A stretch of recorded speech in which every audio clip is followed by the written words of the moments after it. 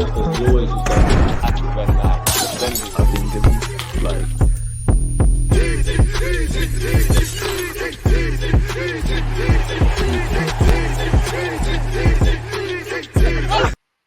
People, Deluded, I'm back again. Thank you very much for tuning back in. Now, allegedly, courtesy of the Daily Mail, Gabriel is close to signing a new deal. David Ornstein's provided a transfer update, and there's plenty of other rumors for us to get into and go through. As usual, big up yourselves, people. Smash the like button. Let me not waste any more time of yours, because I respect your time, people. It's a currency we all have to spend. And let's get straight into it. Now, first up, as I just said, Big Gabriel is apparently going to sign a new deal, which, you know, he's formed a formidable duo with Saliba. Trio, if you include the Declan Rice. You sprinkle that with us improving collectively defensively, and you know he's doing well. I think Gabriel is one of the most important signings Mikel Arteta has made so far. Him and Odegaard have gone from strength to strength, and in line with the numerous players we've seen sign new deals, it makes sense that one of our best performers, and for me a potential player of the season for Arsenal contender, you know, gets a new deal or improved terms.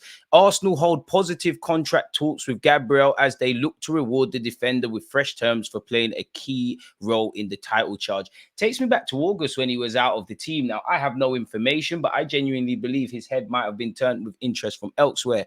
But Arsenal have opened preliminary talks with Gabriel over an improved contract following his excellent performances in the heart of Mikel Arteta's this season. I think it means Arsenal. The Brazil international has emerged as one of the leaders of the Gunners' title charge. He only signed a new contract in October of 2022, but the club have moved to reward him with fresh terms. At 26 years of age, with 2 years left on his deal, we do have some wiggle room to get a move done. But, you know, you don't want to see one of the best performing centre-halves, one of the key members of our team, with his contract going into the last 18 months of his deal. And it shows that Arsenal have been moving competent in the last 18 months, 2 years. Martinelli, Saliba, Gabriel now, Odegaard. It didn't work out, but Ramsdale, Tomiyasu, Benjamin White, they've all signed improved terms. You'd imagine at some point in the next few weeks and months, Mikel Arteta, who is contracted until 2025, signs new terms if he hasn't already. And at 26 years of age, he's a leader of what Arsenal are doing. He's in his peak. It makes sense. You know, not everyone's going to stay forever,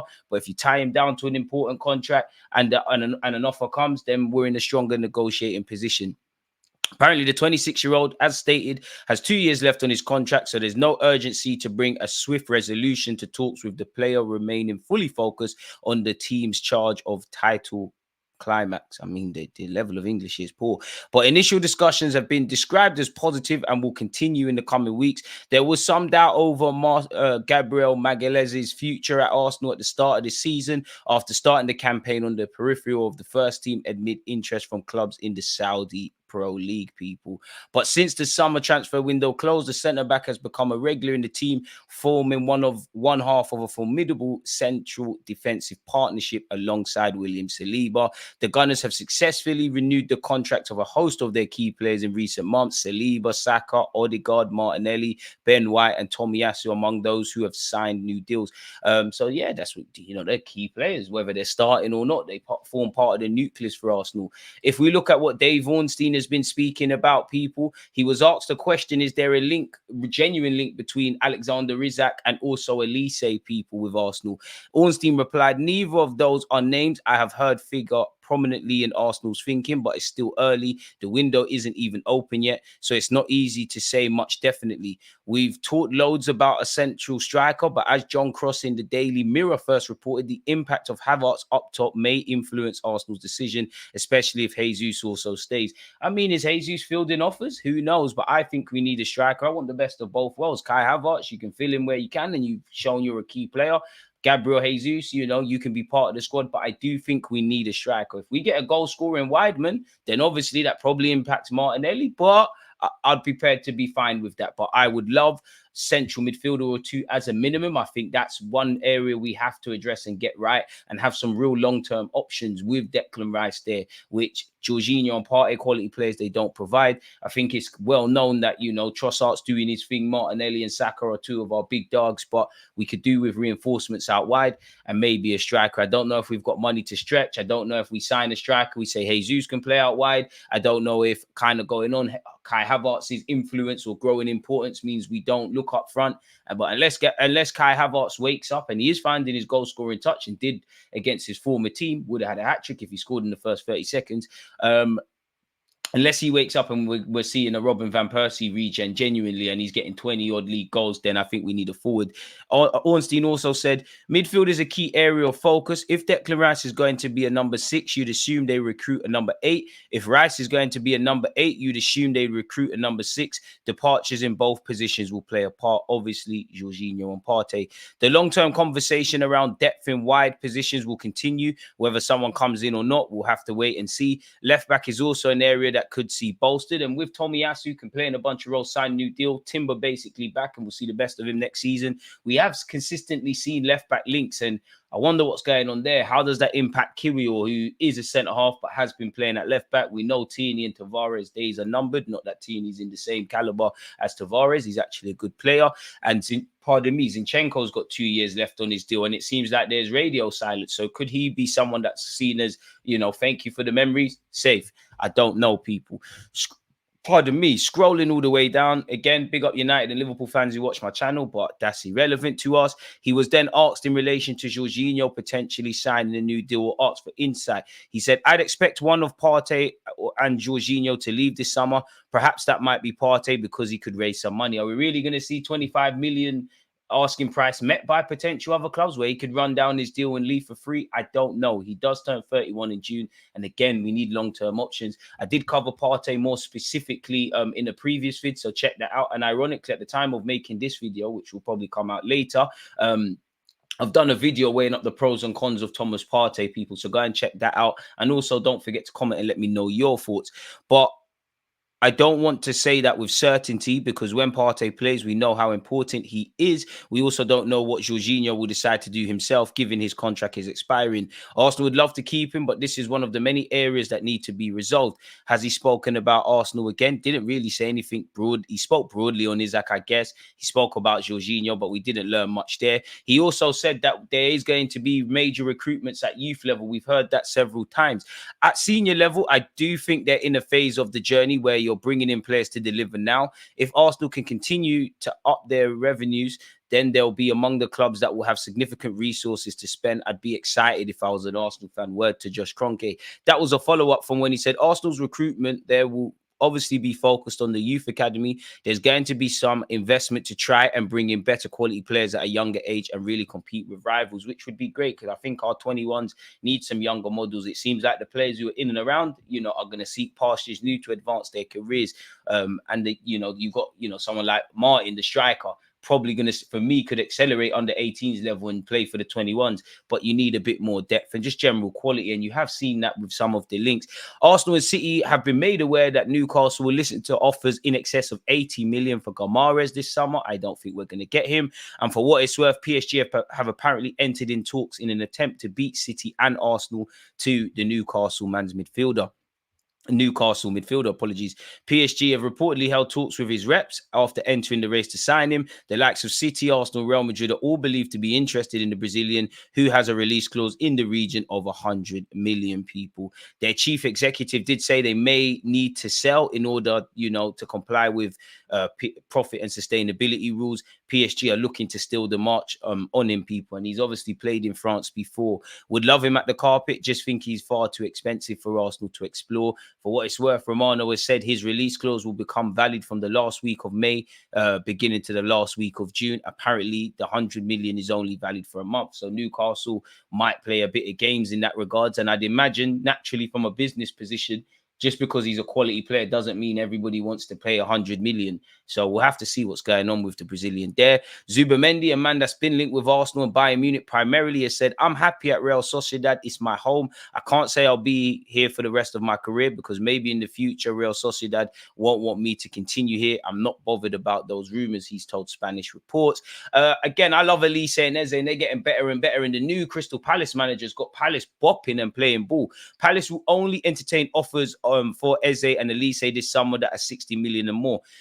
In the present day, you could say that's probably overpriced, but in the present day, I think that's about fair value for them, if I'm honest with you people.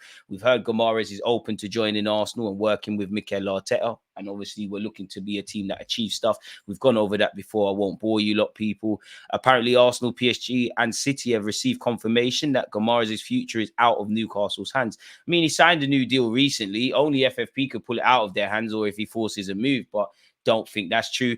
Arsenal have been linked with a move for Brazilian winger Estalvio Willian, the 17-year-old who played at the recent under-17s tournament, which we did watch-alongs for, is one of the new age Brazilians. He's got a wonder of a left foot, very good footballer, been linked with Barcelona since the age he was 15. It makes sense that Arsenal and Chelsea are looking at him. He's contracted until 2026 and they want big money. I don't think Arsenal will pay that. Chelsea haven't been scared of flexing their muscle, but as you saw with our 5-0 demolishing of them, you can have your Enzo Fernandez's, you can have your Cole Palmer who runs away after getting a cold, you can have Caicedo, you can have the Ukrainian Mudryk. Money can't buy class, money can't buy a competent football team, or it can, but you're doing things wrong. You can have the most expensive tools in the toolbox. If you haven't done a 30 apprenticeship as an electrician or a plumber, you're not really going to be good at that. But we've been linked with him before. We're still linked with him again. Obviously, Edu's got the Brazilian links. Would love that if I'm honest, but it will cost a lot. Arsenal face competition to land Javier Guerrera, who plays for Valencia and done quite well, people, the young Valencia midfielder. Apparently, we're looking at him as our Manchester United, Spurs, Real Madrid and Barcelona. He has a release clause of 100 million euros, but Valencia expect to earn somewhere in the region of 50 to 60 million euros for him, people. So, yeah, he's decent, man. Can play as a 6, can play as an 8. As you'd expect of a Spanish midfielder, blessed technically. We've gone over this before, but Joshua Zirkzee is a concrete target for Arsenal. Contacts have taken place with his entourage, and an offer could be sent for the Dutchman. Man United have been monitoring Girona left-back Miguel Gutierrez closely as they contemplate a summer bid. Arsenal and West Ham are also interested. So that's consistent with what Ornstein said about us potentially looking at a left-back. There's no way I can say his name with the greatest of respect, but if Barcelona are interested in signing KK from Napoli, should we get in there? Because you'd imagine a striker, a left winger to go with Saka, and not to diss the other options, keep them, takes us to the next level. Real Madrid boy growing up, don't know if Madrid will move for him. It's going to cost a lot of money, but who knows, people. Alphonso Davies' potential move to Real Madrid could be off. So him being a left back, and it could be scary with him and Martinelli, or him and Jesus, or him and a new left back, left winger, or him and Trossard. It could be great, crazy, really. Is that something we could explore? I don't know. Let me know your thoughts. Would any of you take Marcus Rashford? His future is in doubt. You would have seen him tweet as well that he's not really happy with the criticism. You know, many people will say the fact that he can play as a left winger could be an attraction. He is considered damaged goods, and Mikel Arteta has shown that he can show players that have fallen by the wayside a bit, Odegaard to a degree, Kai Havertz to a degree, and show them a bit of love and get them playing. 300 bags a week, though, not that I care how much he gets paid, but it'd be far too much money mashing up our wage structure for a player that obviously has a lot of raw ingredients, but is nowhere near where he was projected to be. And there's too many unanswered questions. In theory, I wouldn't be against Rashford, but let's stay clear. We have been linked with Fofana at Monaco. A lot of you, including myself, would love him at the carpet. Apparently, we're monitoring his situation. He has just 1 year left on his contract at Monaco and is doing well of late.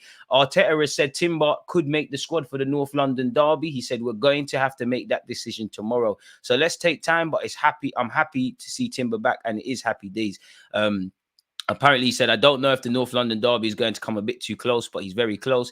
And then he said, I understand that, in brackets, winning the league at Tottenham is not going to happen mathematically, even if we do win. There are moments that are very important in our history, and I'm sure a lot of players know about it, certainly the staff and the ones who have been here long enough. It's about making our own history now. Hopefully that starts in the North London derby and what remains of our season against Everton, against Bournemouth. For me, again, the season could be made or broken any game, really and truly. But I will really start to, assuming the same talking points continue, if we get something at Old Trafford, and when I say something, we need 12 from 12. You know, yes, there's a reality where you could drop points and do all of these things, but we win every game. Easier said than done. We win the league. The Old Trafford, North London derby, you don't know what's going to happen. Of course, it makes me nervous. Everton, with what they did with Liverpool, makes me nervous.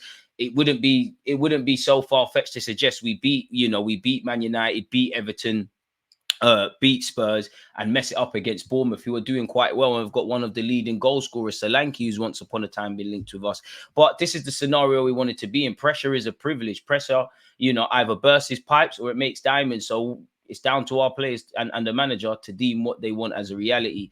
So yeah, people, let me know your thoughts on everything we've discussed. Again, some of the things we've gone over, I've done individual videos on them. I'm sure you would have seen things flying on the screen, so make sure you check them out. The end page is going to have other links of mine for you to get your DG fix. As usual, appreciative to you lot tuned in. Don't forget, it's Arsenal versus Spurs, or Spurs versus Arsenal on Sunday. We kick off at 2 p.m. So I'll be live to begin my watch along from 1 p.m. So make sure you're subscribing and turning on your notification bells. Don't forget to leave a comment when the video ends. Big up you lot who are in the live chat when this premieres. You lot stay blessed.